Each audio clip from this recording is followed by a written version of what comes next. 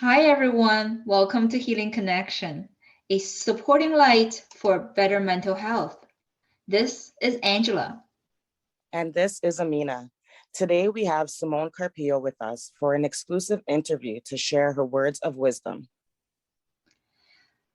Simone has been married for 23 years, and together with her husband, they have two amazing young adult sons.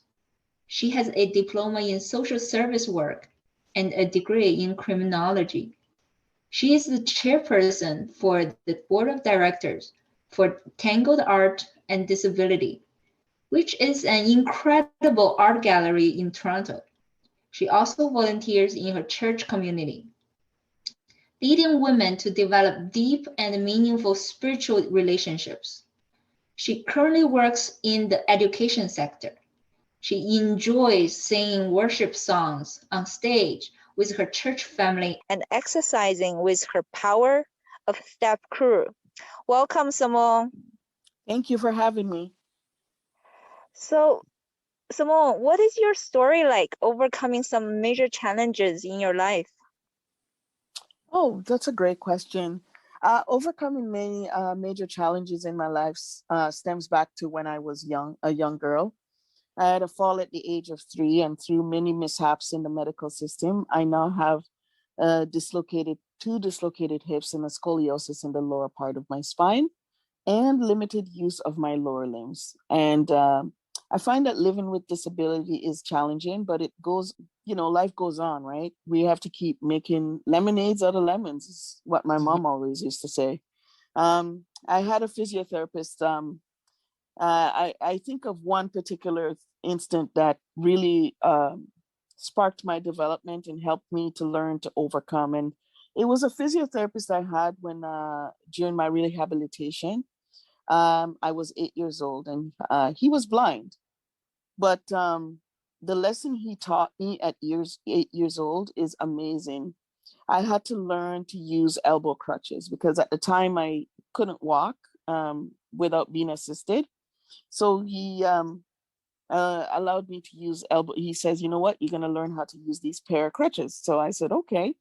And it was difficult mentally and physically.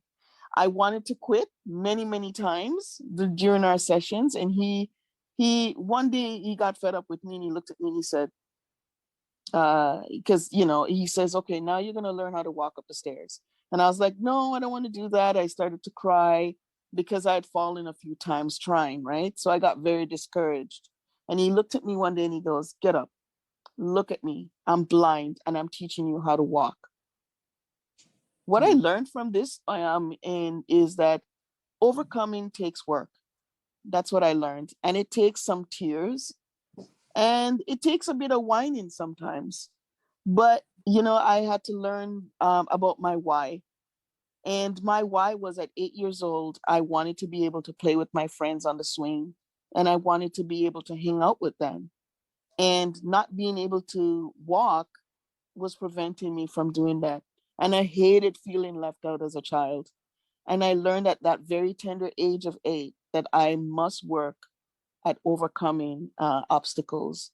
And not because I overcome one little obstacle or a huge obstacle that it's gonna, you know, work. I have to keep working at it, and it's just work in progress, really. Wow, that's beautiful. Wow, that's so inspiring. That actually leads us into our next question. Can you tell us one of your experiences where you have turned pain into purpose? Oh, pain into purpose. Yeah. I think of my life as being filled with various obstacles because of and pain because of my disability. But if I were to speak of a particular instance or experience that made me turn pain into purpose, it would have to be a time when I was in my doctor's office. I think I was around 24, and he said, "You have overused your shoulders so much with your crutches that we will need to have you use a manual chair occasionally."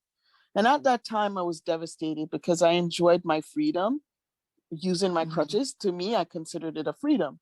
And I knew that being confined to a wheelchair would limit my mobility considerably. So I ventured out, I with lots of talking through it, I ventured out to look for suppliers for my wheelchair, because it had to be specific. I couldn't just buy a random wheelchair. It needed to be suited. It's like buying a nice wedding gown. A wheelchair, it has to be fitted correctly. Otherwise, So, so the wheelchairs weren't cheap. They are very expensive. They're in the thousands and thousands of dollars. And I did not have any funding from the government at that time in terms of like ODSP and those type of things, because at the time I was told that I wasn't qualified for ODSP. So I decided that but I would try to raise some funds, because ADP would cover, which is 75% from the government, but I needed to pay the balance, right? So I decided that I would try to raise the funds. So I knew I was very good at baking, and it was around Christmas time, and I decided to make some Jamaican Christmas cake, and sold them to raise fund for my chair. And it was a great success. I was actually really surprised at how many cakes I sold. I needed an extra $900, and I exceeded that. I raised a few $1,000s, and I was able to raise more than enough money to pay for my chair, which was amazing. And all my life, I've always had situations like that keep reoccurring, and I've always had to fight for what I needed. And I recognize that because I'm a Black woman and I'm disabled, that things weren't always going to be easy, because the world looks at us as a commodity, like an issue. And if we, and even people who sell wheelchairs, devices, they look at us as opportunity to make money, because they know we need the devices. But at the same token, the disabled body is also focused on, can be a focus, like it doesn't have to be a physical disability. You could have like a invisible disability, or not. But either way, we're not, people with disability or living with a disability is not the norm. And to fight through things is an exception to the world. And I've used my experience with being different than the rest to bring awareness, and to help businesses and organizations and students to be more inclusive, to think about inclusivity. I use that pain to speak at various engagements. Recently, I spoke a few times at a group of social service worker students at George Brown, where we spoke about being a mom and being disabled, and the importance of inclusivity and what that looks like in the healthcare sector. I'm also a consultant on a children's show that will be premiering very soon, on how to be inclusive and to help kids between the ages of 4 and 8 years old to be accepting of each other. Because when I was growing up, kids were very mean. I would get teased a lot. People didn't want to be my friend because I was different. So it's very important for me to talk about inclusivity and acceptance of everyone, because that wasn't in my circle when I was young. So I want to ensure that students, children, adults feel included, feel accepted, feel seen. And that's how I use my disability and obstacles to carry forward and ensure that it's spoken about in the world. Wonderful. Wow, that's amazing. Thank you so much, Simone. What are your top 3 words of wisdom you like to share with others for better mental health? Biggest thing, because I too struggle with mental health in the past, and it could come up again.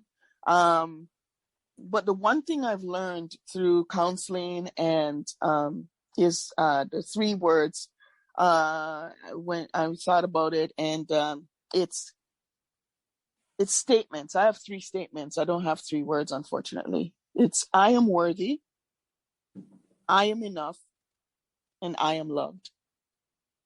So if I were to say 3 words, it would be you're worthy, enough, and loved. Beautiful.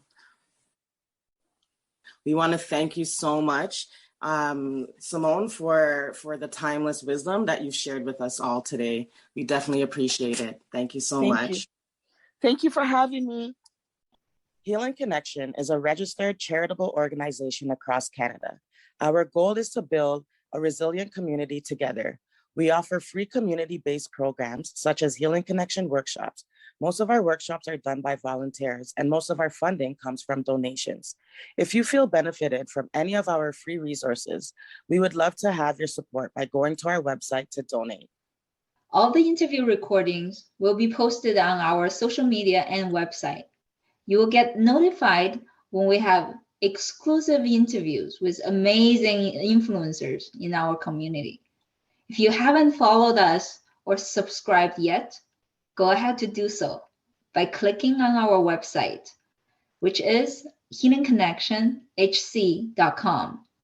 Thank you for listening. Bye for now. Bye for now.